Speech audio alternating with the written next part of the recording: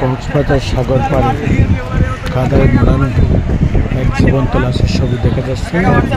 তার চতুর্পাশে ছেলেপিলেরা এই লাশের উপর কাদা মাটি দিয়েছে এবং লাশের অনুভূতি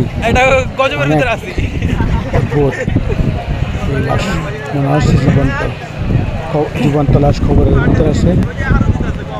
লাশ থেকে প্রশ্ন করা হলে সে জিজ্ঞেস করতেছে আমি এক গজবের মধ্যে আছি। তার অনুভূতি জিজ্ঞেস করলে সে বলে সেই গজবের মধ্যে সে খুব গরম লাগতেছে। ছেলেপুলেরা এইসব কাদামাটি দিয়ে খোলাবেলকে জীবন্ত লাশ করে আনন্দ উপভোগ করতেছে। অদ্ভুত সুন্দর। এভাবেই সাগর পাড়ে এসে পর্যটকরা নিজেদের আনন্দ অনুভূতিগুলো প্রকাশ করে। খুবই সুন্দর, খুবই ভালো লাগে।